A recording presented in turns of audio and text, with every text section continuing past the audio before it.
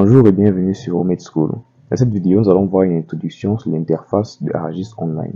Nous allons voir ce que c'est qu'ArcGIS Online, ses fonctionnalités, son utilité et ainsi que ses avantages.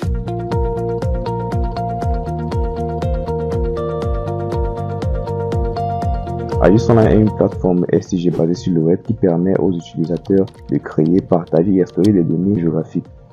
ArcGIS Online a pour fonctionnalité de créer des cartes personnalisées à partir des données géographiques, partager des cartes et des données avec d'autres utilisateurs, effectuer des analyses spatiales sur les données géographiques, accéder à une vaste bibliothèque de cartes et de données déjà créées, développer des applications web personnalisées. ArcGIS Online peut être utilisé pour partager votre carte avec d'autres personnes, sélectionner une carte ou en créer une nouvelle, ajouter des données à votre carte et également effectuer des analyses spatiales sur vos données. Il faut noter qu'ArcGIS Online possède un cloud dans lequel vous pouvez sauvegarder vos données, utiliser des données déjà sauvegardées par d'autres utilisateurs ou alors exporter des données directement dans votre ordinateur. ArcGIS Online permet également de créer des groupes dans lesquels vous pouvez partager des données avec les utilisateurs ayant accès à ces groupes. Et l'accès à ces groupes, vous pouvez les avoir par invitation ou par requête. Comme avantage, ArcGIS Online est conçu pour être très facile à utiliser, même pour les utilisateurs novices à STG. ArcGIS Online est accessible à partir de n'importe quel navigateur, ce qui le rend idéal pour une collaboration entre plusieurs utilisateurs. ArcGIS Online peut être évolutif pour répondre aux besoins des organisations de toute taille. ArcGIS Online est également disponible à prix abordable, ce qui le rend accessible à un large éventail d'utilisateurs. En gros, ArcGIS Online est une sorte de boîte à outils dans laquelle pour accéder, il faut d'abord avoir un compte Esri. Après avoir eu son compte Esri, on peut créer des données, les partager, les sauvegarder, on peut analyser des données, créer des applications, faire des cartes ou utiliser des cartes déjà créées sur l'application par d'autres utilisateurs. Sans toutefois tarder, entrons dans le vif du sujet. Avant de commencer votre travail, rassurez-vous d'avoir une connexion Internet stable, soit par Wi-Fi, soit par câble Ethernet. Alors, sur notre navigateur, on va accéder à ArcGIS Online en tapant juste ArcGIS Online. Ensuite, on va entrer sur le site ArcGIS Online. Là, nous sommes maintenant sur le site de ArcGIS Online et pas grand chose nous sont proposés. Donc, nous allons commencer par créer notre compte. Quand sur Sign In. Sur cette page, maintenant, pour ceux qui ont déjà un compte, ils peuvent remplir leur nom d'utilisateur et le mot de passe et accéder à leur compte. Ou alors, ils peuvent accéder à leur compte à travers le compte GitHub, Facebook, Google ou Apple, dépendamment de la manière avec laquelle ils ont créé leur compte. Pour ceux qui n'ont pas encore de compte, vous allez juste sur Create an Account. Une fois sur Create an Account, vous allez voir Start a Free Trial. C'est pour ceux qui veulent créer un compte payant, mais qui vont d'abord pouvoir utiliser une version gratuite pendant 21 jours. Et à la fin de ces 21 jours, ils vont devoir acheter l'application.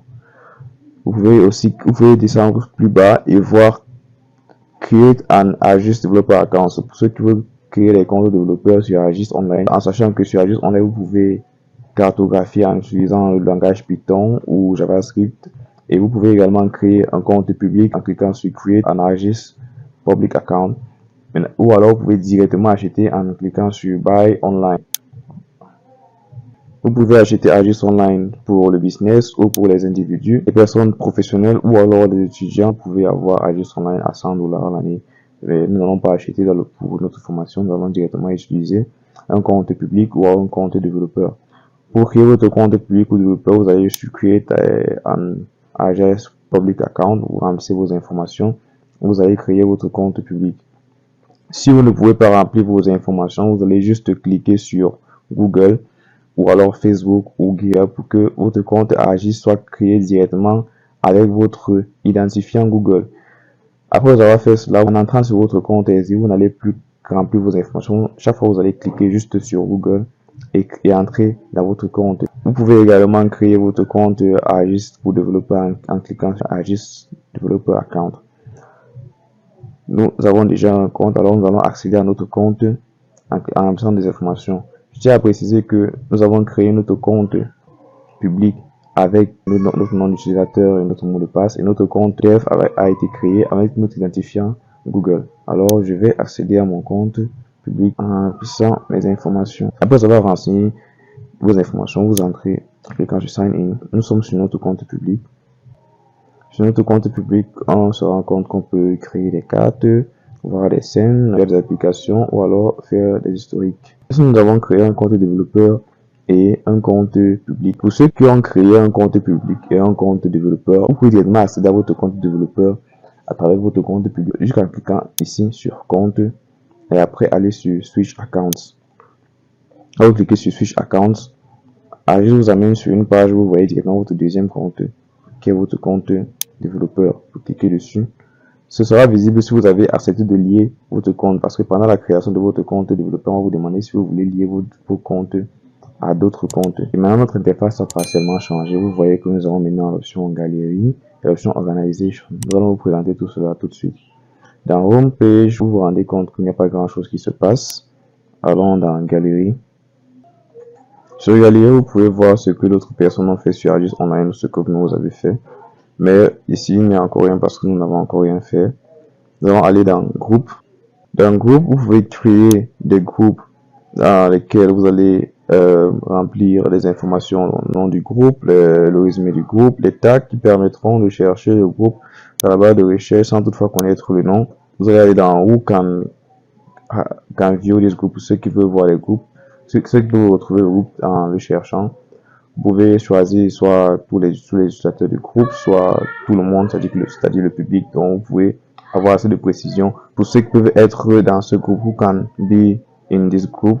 Vous voyez, il y a My Organization Members, All Organization Members, pour vous dire, étant dans n'importe quel groupe, peuvent être dans ce groupe. Au niveau de How can people join this group, vous pouvez faire en sorte que les personnes rejoignent le groupe par invitation, par requête, ou alors en les ajoutant vous-même. Vous pouvez scroller jusqu'en bas et remplir les informations pour ceux qui veulent créer des groupes pour travailler avec d'autres utilisateurs de Agis Online. Là, nous allons aller dans Content. Alors, la page de contenu, c'est la page dans laquelle vous pouvez gérer vos données comme vos couches, vos cartes, les applications que vous avez créées. Vous pouvez également créer des fichiers, mais actuellement, votre compte sera un peu vide parce que vous n'avez pas encore commencé à travailler avec. Et lorsque vous avez commencé à travailler, il est très recommandable de rassembler tous vos fichiers dans un même dossier que vous allez créer.